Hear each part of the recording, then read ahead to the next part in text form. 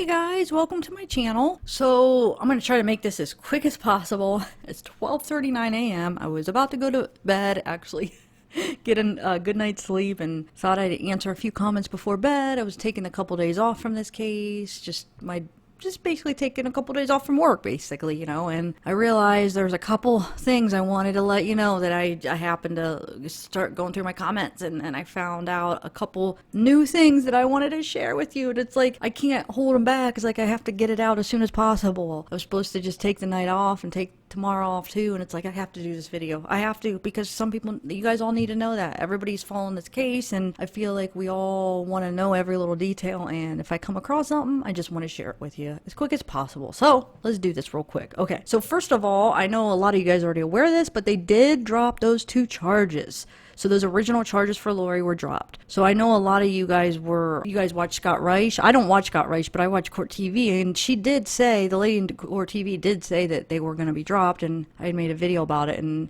all the Scott Reich fans were like, no, you're wrong, because, Scott said this, but I mean, I guess she was right. I know Scott's a lawyer too, so I mean, you just never know probably with law. So, and we're all human, and look, I made the huge mistake with the dismemberment, so, but that's what I was trying to say in my last video. Who's to say that Scott could be wrong, and maybe the lady from Court TV is right. So it just all depends on, like, I watch Court TV, so I trusted her. You guys watch Scott Reich, so you trusted him. They both have law background, so it's like, how do we know who's to say who's right, So I just went with the credible source that I trust and use a lot, and it's, been around for a while, and they, that's like their expertise, Court TV. So, but anyway, but yeah, like I said, we're all human. I mean, you just never know. So yeah, they did drop those 2 charges. So I do want to just read you a quick part of the East Idaho news. I love my East Idaho news. if a bunch of news sources have an article out and East Idaho News has it out, I always pick them to use as my source for this case. Of course, I mean, because they're a local news source for this case. That he's done an awesome job with this case. And I like Justin Lum too. I'm going to use him as a source for my next part. I have a little bit of news about Melani P. So first of all, yeah, between Nate and Justin, they're my go-to sources for this case. But anyway, let me read you this article. It's basically, I'm just going to read a couple pieces from it. Desertion charges dropped against Lori Vallow-Daybell. 2 felony counts of desertion and non-support of children against Lori Vallow-Daybell were dismissed Thursday. The change to Daybell's charges come 3 weeks after police discovered the remains of her 2 kids, 7-year-old Joshua J.J. Vallow and 16-year-old Tylee Ryan, buried on Chad Daybell's property on Monday evening. Wow, it's already been 3 weeks? Wow, it seems like that was just yesterday. Does it seem like that's been 3 weeks ago that they discovered them? That seems like that was just like last week. Wow, time flies. Oh my gosh. So yeah, after the police discover the remains on Chad Daybell's property, on Monday evening, Madison County Prosecutor Rob Wood filed 2 felony counts of conspiracy to commit destruction, alteration, or concealment of evidence against Lori Vallow-Daybell. Fremont County Prosecuting Attorney Marsha Murdoch asked Wood to take on the case as it ties in closely with the charges in Madison County. Court records indicate Daybell is still charged with misdemeanor counts of resisting and obstructing an officer, solicitation of a crime, and contempt of court. The misdemeanor charges, as well as the felony charges dismissed, were originally filed when police arrested Daybell in Kauai back in February. Police then extradited her back to Rexburg in early March.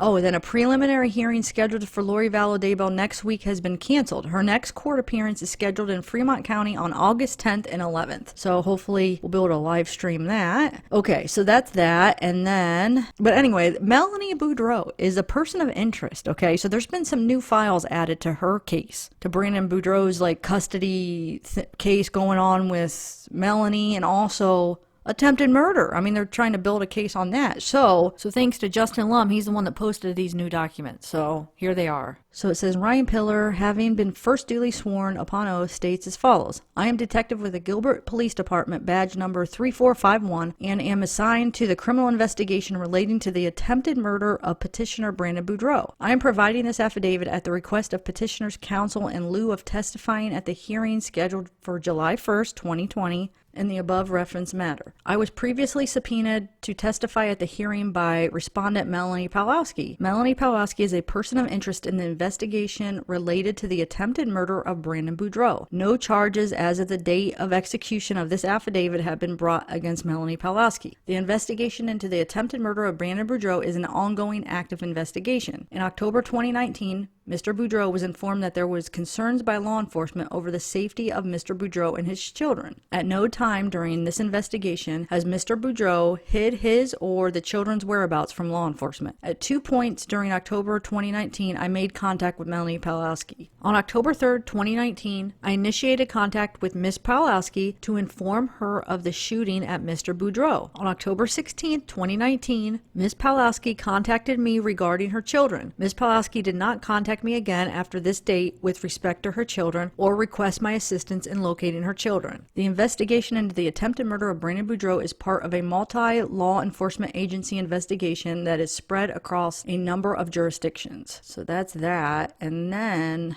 let me read you these other pages real quick. Detective Pillar states in his affidavit that mother is a person of interest in the investigation related to the attempted murder of father and that the investigation is ongoing. Detective Pillar also states in his affidavit that on October 16, 2019, mother contacted him regarding her children and that she did not contact him again after this date with respect to her children or request his assistance in locating her children. Rob H. Wood, Madison County prosecutor, who has been appointed as the special prosecutor to investigate and prosecute the charges against Lori Vallow-Daybell and Chad Daybell, has indicated to father that mother is a person of interest in the other multiple felonious acts, including the missing children, both now confirmed deceased. Mother's media interviews throughout this litigation are filled with conflicting statements from one interview to the next. So I'm glad they picked up on that. We're all seeing it, watching these interviews, so I'm glad that law enforcement actually saw that and is doing something about it. Okay, so on or about June 5th, 2020, Ian Pawlowski and Natalie Pawlowski appeared for a hearing on Natalie Pawlowski's petition for order of protection, which listed their minor children as protected parties. Following the hearing, the 7th Judicial District Madison County Court judge found that the reasonable grounds existed to enter a renewed protection order, domestic violence, allowing Ian Pawlowski to only have supervised parenting time contact with his children. Since entry of this renewed protection order, Mr. Pawlowski has had no contact with his children. Yeah, man, after all this going on, like, no. I don't know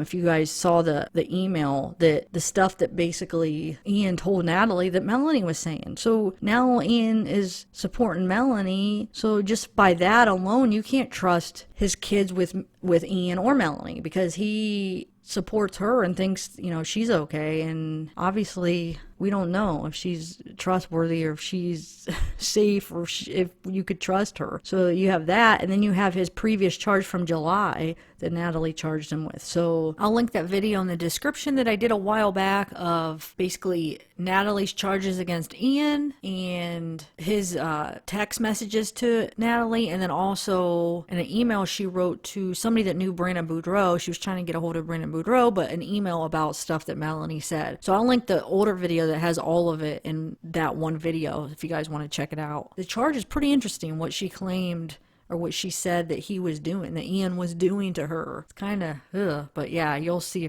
I'll link that video and you could see it's strange people is all I gotta say. Okay, so there's a little bit more. It says, conclusion. Father requests that this court deny mother's motion to set aside judgment order or, in the alternative, motion to modify emergency temporary orders, as father has provided sufficient evidence supporting the need for the emergency orders to remain in place in order to protect the parties' very young minor children. If the emergency orders are set aside, the parties' children will be placed at a grave risk of harm based on the fact that mother has told Melanie Gibb that 2 of her children and father are zombies. Wow, okay. And that mother's new husband was found to pose a risk of harm to his own biological children and is only allowed supervised parenting time with those children, to which he has yet to exercise. So yeah, this is saying why Melanie's children would be at grave risk, because not only did she tell Melanie Gibb that her children were zombies, are zombies I should say, but also her husband is already charged on another court order or unsupervised visit for his children, because he could be at risk of harm to his own biological children. See, so Melanie Gibb is helping. Like, she's going to help with this case, because that would help of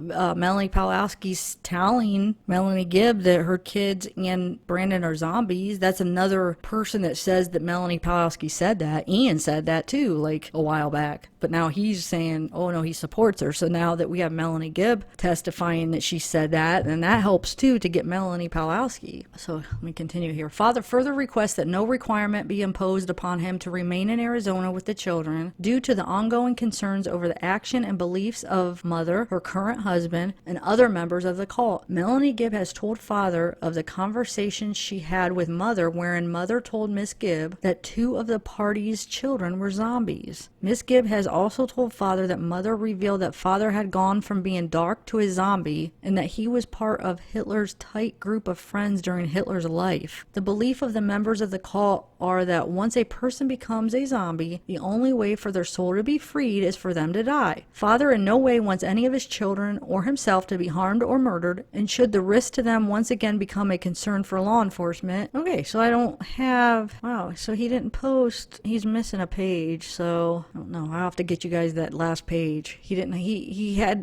Justin Lum had all the pages, but he didn't have that page for some reason, the last page. But I think we got the most important pages. Yeah, so if I find that last page, I'll put it up on my next video. Sorry, guys. But yeah, how interesting. She told Melanie that her kids were zombies. So yeah, she's a freaking part of it. We all could see through her lies, those interviews. And I'm glad law enforcement was on to the fact that her story changed from interview to interview and that she was lying. And now that this is coming out, that she's saying her own children were zombies, you know she had a part in the attempted murder of Brandon. You know she was a part. I really think it was her and Alex that tried to shoot him. And now that we know, she said that he was a zombie, but we knew that because Ian originally said that, and now he's all supporting her. But he originally said that to Natalie, that Melanie said that, and then now he's trying to take that back and like twist it like he didn't mean it like that. So I don't know, that's all I have for you today. I just wanted to get this out to you guys real quick. Pretty interesting stuff. So she is, yeah, they are investigating Brandon's attempted murder, so maybe she'll get a charge there.